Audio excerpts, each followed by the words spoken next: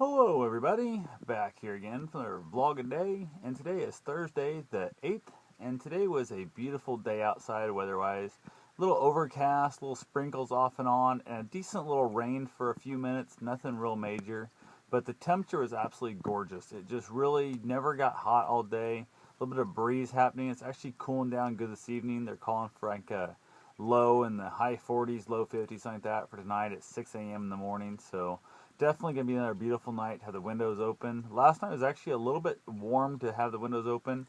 Could have used the air conditioning, but I didn't have them installed yet, so I went ahead and got one of them stuck in the bedroom already, and then I've got another one to put in. I'll probably do that tomorrow. Not in a real big hurry on it because, like I said, it's going to be a beautiful night for the next few nights. So, had a handful of stuff to get done around here. Got that taken care of, luckily, in the house, and then from there I headed out and ended up decided to get my mother for Mother's Day hummingbird feeder and oriole bird feeder both, and stuck them just outside her south-facing main window in the living room where she's at all the time watching TV and that.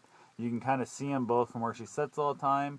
And I actually mounted them. It's pretty high on that side. The ground really slopes off and drops off on that side of the house. So I actually went out there, had the ladder out hang, put them up, and then realized that if I moved them, one, she could see them better. I lowered them down halfway down the window. And then two, I'll be able to change them out, wash that stuff by coming from inside the house. Instead of getting a ladder every time to change them out, having to drag the ladder over, pack it around, all that kind of stuff, I can just lift the window up. I've taken the screens out of those two windows for her because she looks at them. She never has those windows open for a breeze or anything. So there's really no reason to have her looking at the ugly ass screens the whole time. So all I got to do is lift up the window, lift up the storm window, reach out, grab the feeders, bring them in, wash them out, throw in the new food, and then send them right back out in the window there. So that's going to be a super handy little thing. That was my Mother's Day gift to her. I actually picked up a Mother's Day cake yesterday, I think it would have been. Yeah, yesterday I think it was. I picked up the cake. Just a simple little small cake from Hy-Vee. They had them on sale, and she was kind of hinting towards she kind of wanted a bought-in cake as opposed to a made cake. So went and got one of those little fancy little 5-inch, just a simple little layer cake there for her. So she said it was super good, super rich, and that was a good thing there. Also printed out a little card kind of deal for her. She's really not big on the whole like spending money on disposable flowers and that kind of junk. So I figured the feeders would be a much better little thing for her. Also, I bought some thistle feeders and some Niger seed and that kind of stuff, little bird feeders out front to refill those. I already had some suet feeders I've been putting up out there. They've been attracting some woodpeckers and that kind of stuff. But the orioles around here is probably the most, I guess, the most unknown bird in their area that seems to have a really good color. They're the black with the orange. Beautiful bird. We get some blue jays, get some cardinals off and on and stuff too. I think a blue jay is a much more beautiful bird myself, but they're hard to get them to come up and feed right in front of a window like that. And I wanted them out there in front of the window where she could look out and see them pretty much, anytime. She can look right out there and see them. She already had one up on it. I think it had been there, probably less than 5 hours, I'm sure. The thing had been up, and she said she saw her first oriole up there feeding out of it. So that was definitely a really cool feeling, knowing the fact that, took to the food that quick. Nothing on the hummingbirds yet, but I don't know anybody around that has hummingbirds around yet. So definitely hoping they'll show up eventually.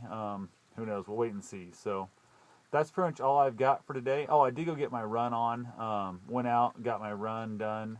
Ran some trails and stuff today. Ran a little bit of road getting back to where I started. And then I also ended up, I stopped by my grandparents' house before I went for my run. And my grandpa had a chainsaw that he no longer wanted. It's a great big, heavy-duty, giant, just a monster of a chainsaw that he said he didn't really ever use much. He kind of overbought it when he bought it. It was a little too big for him and never really cared for it. And he said now that he's getting older, it's hard for him to start. He just don't have that quick enough snap on the pull to pull start it. He tried to start it today when I was there. He couldn't get started. He had it running a couple days ago before I was over.